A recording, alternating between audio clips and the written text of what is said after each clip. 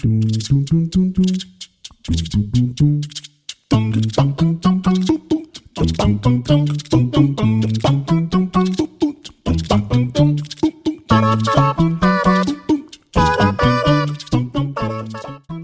guys, as always, if you enjoy our content, please hit like and subscribe. I wanted to welcome you back in today. It's a great day here. Pretty rainy and wet, had a lot of flooding going on, but we've been jumping off of the Eakin job for today, and we're working back on this building on Vincennes Street. This is this multi-use building. First floor is all commercial, with second floor with the 2 apartments.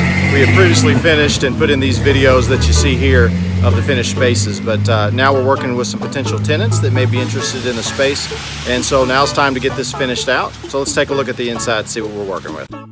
So when we originally received this building, it was full from top to bottom of the debris that you see here.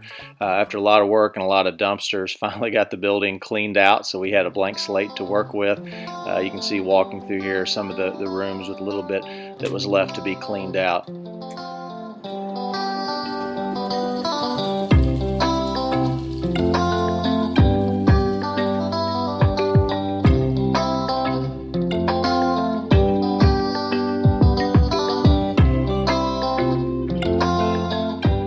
Once we got everything purged out of the building, I then started removing the floor joists you see here, exposing the basement.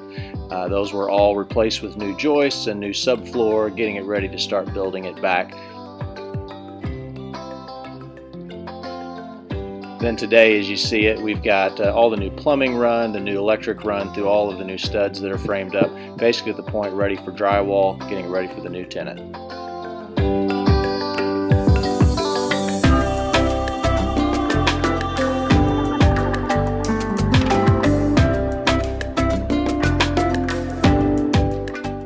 So as far as the outside of the building is concerned, this is a picture of what it looked like when we originally purchased it.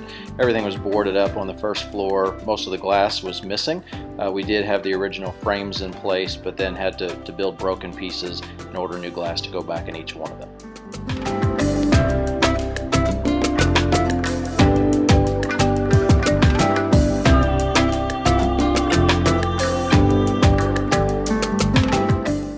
Once we were able to remove all the old plywood, it exposed all the original window structures beneath.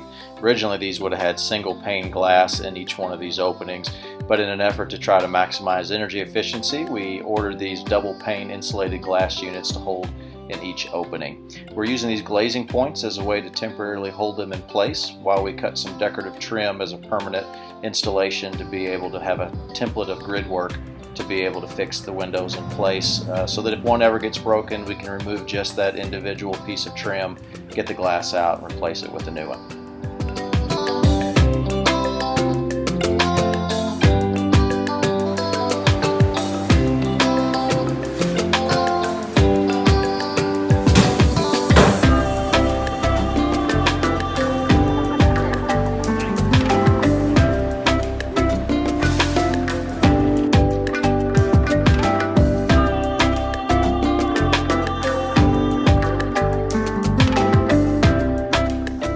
Now that we're finally getting all the glass back in place, it's making for a beautiful accent around the original stone columns, the original stone headers that we've got here in place. The only thing we can't quite figure out with the new gray that we've got on the wood, what color should we paint these red details? Trying to figure out if red is the best look or if we should go with something different. You can comment down in the comment section below. Let us know your thoughts on that. We'd love to take a look and see what you think. So we've also begun working on the old original tin ceilings in this space. As you can see, there's a lot of rust spots, there's a lot of damage just from old brackets being fastened directly to the ceiling, as well as the old gas heaters that were fastened to the ceilings. They had metal pipes that were fastened to the tops of the heaters, ran up into the floor joists above, and it left a lot of holes.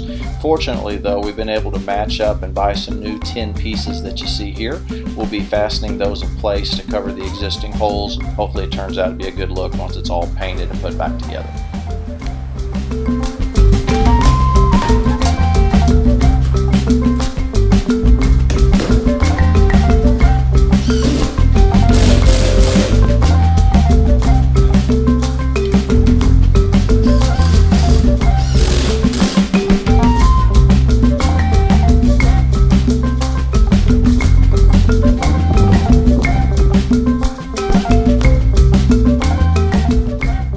for today.